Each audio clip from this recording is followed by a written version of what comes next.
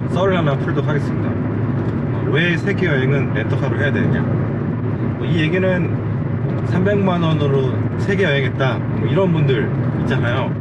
좀 오버는 웃긴 거고, 그거를 뭐 20개국 여행했는데 뭐 세계 여행 다 했다 이런 거는 진짜 여행이 아니라 몇 개국 갔다 온 겁니다. 그 정도는 직장인들도 누구나 요즘에는 해외여행이 보편화돼서 갔다 올 수 있는 거고.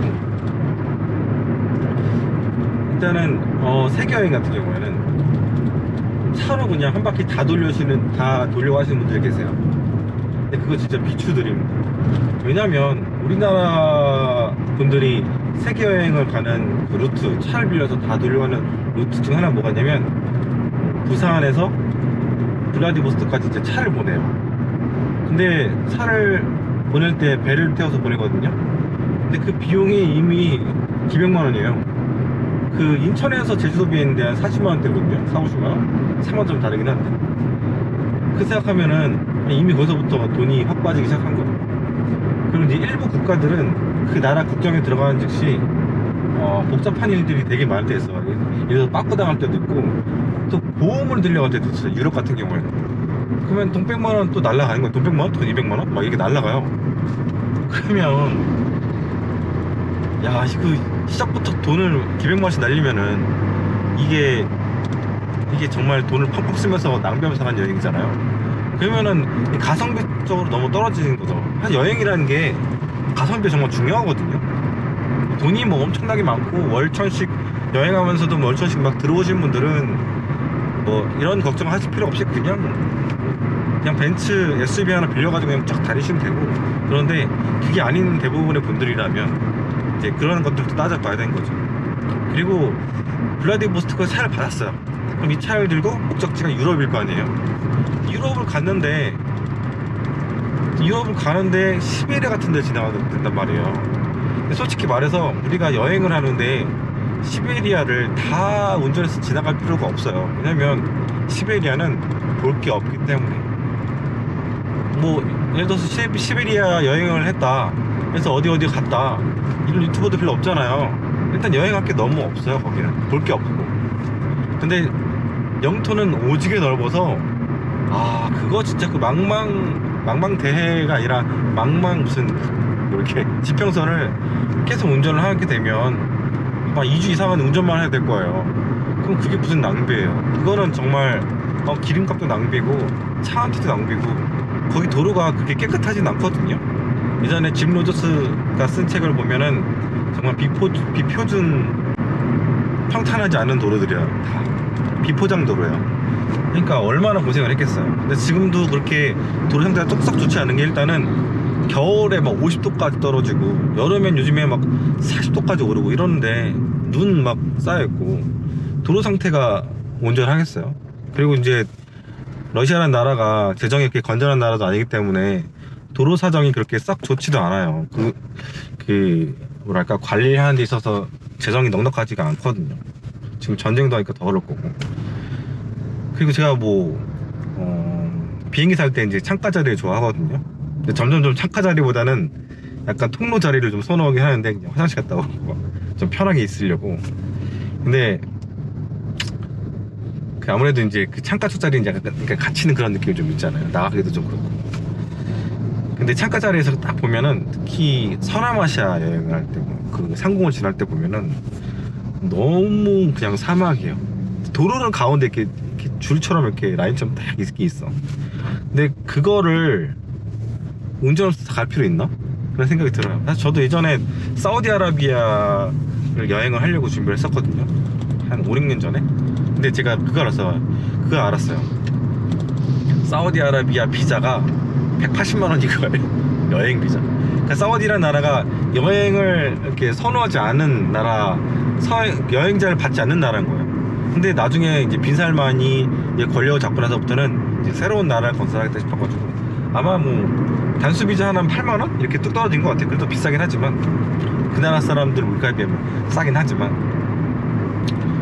근데 그래서 막 메카에서 뭐 리야드 뭐 이런 데 이렇게 쫙 여행을 이렇게 뭐랄까 서에서 동쪽으로 서남아시아를 횡단을 하려고 했었어요. 근데 몇 번 이제 그 상공을 지나가서 느꼈던 게 굳이 그럴 필요 없구나. 그냥 비행기로 가면 1시간도 안 걸리는 거리거든요. 아, 비행기로 가면 되는구나 그런 생각이 들었어요. 그래서 러시아 시베리아 같은 경우에는 비행기로, 도시별로는 공항들이 여러 개 있으니까 어디 꼭 가야겠다 싶으면은 비행기 타고 가시면 돼요. 그리고 그게 아니신 분들은 그냥 렌터카를 이용해서 스파 다니시는 게 좋습니다. 아, 그리고 또 자차로 해서 정말 다 다니게 되면 위험한 곳들이 있어요. 예를 들면 아프리카 좀 위험한 것 같아요. 그리고 땅이 워낙 안 좋기 때문에 차가 많이 망가져요. 그것도 되게 안 좋은 거죠. 내 차잖아요. 내 차인데 이제 여행 갔다 오고 나는데 다 이제 그 차가 걸레가 되어버렸어. 이러면 나중에 팔 때도 좀 그렇고, 렌터카는 그런 부담은 좀 덜하죠. 간혹 가다 보면 이제 엄청 허름하고 낡은 차를 렌트를 해서, 구매를 해서 여행하신 분도 있는데 차 고치느라고 여행을 아주 그냥 망가뜨린 분들도 계시더라고요. 아니, 여행이 무슨 고생이 되면 그 고생도 추억이 된다는데 그 웃긴 소리입니다. 그 고생은 추억이 되지 않아요. 그건 20대 때까지 가능한데 30대, 40대, 50대만 된다 하더라도, 저는 아직 50대 안 됐지만 고생하고 생각하면 정말 치가 떨린다 이렇게 사람들이 얘기를 합니다. 여행을 많이 안 해보신 분들은 고생이 추억인데, 여러분 여행은 나 좋다고 하는 여행이고 편하게 다니시는 게 최고입니다. 그리고 이제 일반적인 분들에 대한 얘기를 할게요. 저 같은 경우는 시간이 많은 사람이잖아요. 그러니까 대중교통을 이용해서 다녀도 돼요. 저는 이제 전업 여행가니까. 근데 대부분의 분들은 직장이나 자기 사업 하시면서 정말 연휴 붙여가지고 비싼 비행기표를 사서 이렇게 오시는 분들이잖아요. 근데 그런 분들 같은 경우에는 대중교통을 이용해서 기차를 타고 버스를 타고 그렇게 다니면 시간도 정말 엄청나게 걸리고요, 고생도 엄청나게 고생합니다. 특히 백팩 메고 다니거나 그 캐리어 갖고 다니시는 분들 있잖아요. 저처럼 캐리어 갖고 다니는 이런 분들은 진짜 고생을 하세요. 이거 들고 막 기차 역까지 가야 되고, 그리고 버스 정거장까지 버스 정거장까지 가야 되고, 터미널까지 가야 되고, 이게 얼마나 큰 에너지 손실이에요. 차에 딱 태워가지고 다 다니면 되죠. 특히 이제 혼자 여행하시는 분들이 좀 많긴 한데, 저가 이제 부부로 다니시거나 가족이 다니시는 분들은 정말 오히려 렌터카 이용하시는 게 더 이득입니다. 요즘 렌터카도 엄청나게 싸졌고, 지금 코시국이잖아요. 코시국에는 렌터카 가격들이 다 싸졌어요. 어느 나라가. 진짜 터키, 그리스, 여기 태국도 그렇고 다른 나라들도 많이 싸졌거든요. 이럴 때는 정말 렌터카가 최고고, 렌터카를 이용하게 되면 더 많은 도시들을 여러분들이 제한된 기간 동안에 더 많이 달 수가 있어요. 그것도 완전 이득이죠. 그리고 이렇게 더운 나라는 그 버스라든가 기차 마스크 쓰고 한두 시간, 3시간, 4시간, 5시간씩 어떻게 기다려요? 그래서 공항에서 마스크 쓰고 다니면서 비행기 타고 어느 서리를 가요? 그리고 요즘에 그 캐리어 가격 따로 받는 그런 항공사도 진짜 많잖아요. LCC들. 차로 다니시는 게 정말 가장 유리합니다, 진짜. 그 제한된 기간 동안에 도시 한두 개 더 다니는 것도 진짜 좋고요. 그리고 동남아시아는 겨울에도 이번에 비가 많이 왔다고 하더라고요. 자주 왔다고 하더라고요. 이게 이상기후라고 하는데, 이게 건기에도 비가 올 정도면 우기 때도 비가 엄청나게 올 거 아니에요.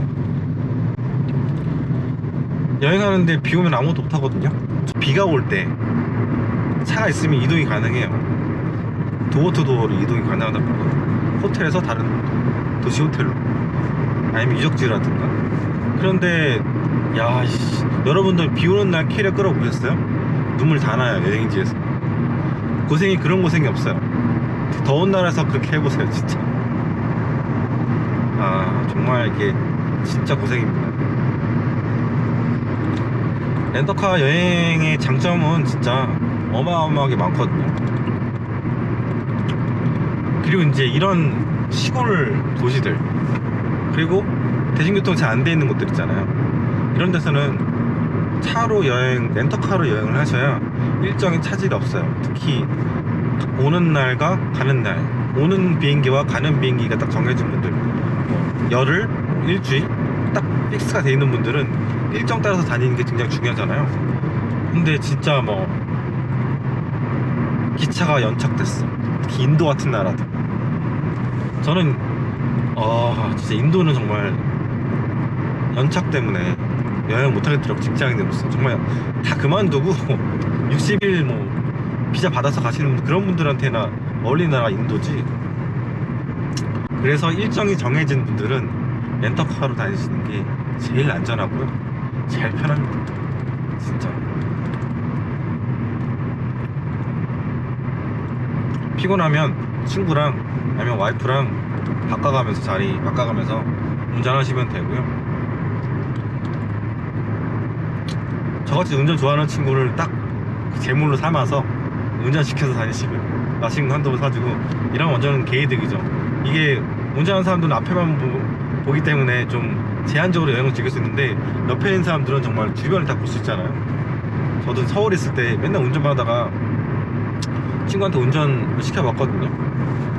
한 번씩은 이제 구이를 타보고 싶어 하니까.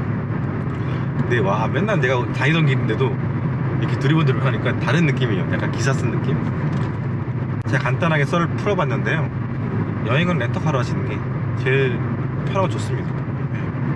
여행지에서는 돈을 조금 쓰셔도 돼요. 특히 렌터카로 좀 편하게 더 많이 모시고 오는 게 더 많은 추억거리, 더 좋은 추억들을 만들 수 있다고 생각이 듭니다. 그리고 추가적으로 우리가 생각할 수 있는 게 뭐가 있냐면 풍경입니다. 운전하면서 볼 수 있는 풍경.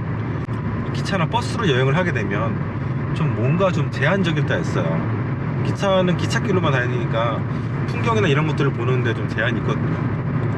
근데 이 차로 다니게 되면 잠깐 다니다가 정말 엄청나게 멋있는 풍경이 있어. 그러면은 기동성 있게 잠깐 내려서 그 풍경을 보다 볼 수도 있거든요. 이게 그 데스티네이션 투 데스티네이션으로 딱딱딱 움직이게 되면은 그런 유도리라고 해야 되나? 유연성이 좀 없어요. 정말 여행은 자유인데 정말 진정한 자유는 렌터카를 통해서 여러분들이 자유를 만끽할 수가 있습니다. 태국은 운전하기 그렇게 나쁜 나라는 아니에요. 물론 오토바이가 좀 있긴 한데 오토바이도 좀 잘 살펴서 다니면 굳이 칠 일 없을 것 같고, 뭐 우엔들이긴 하지만 그럭저럭 한 30분 정도 운전하면 적응합니다. 아예 못할 수 있는 그런 거 아니에요.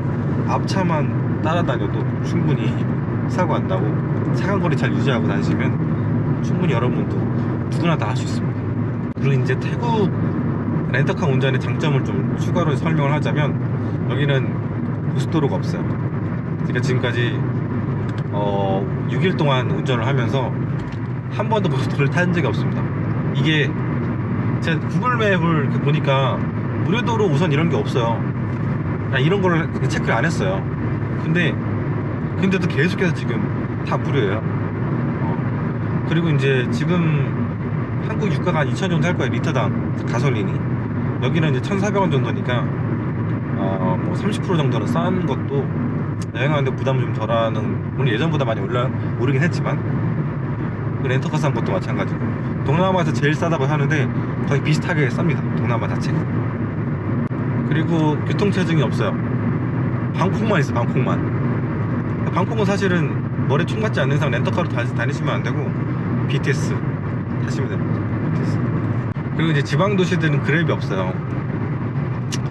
그랩이 없으면 호텔에서 어떻게 하시겠습니까? 다음 도시로 가시는데 안 됩니다.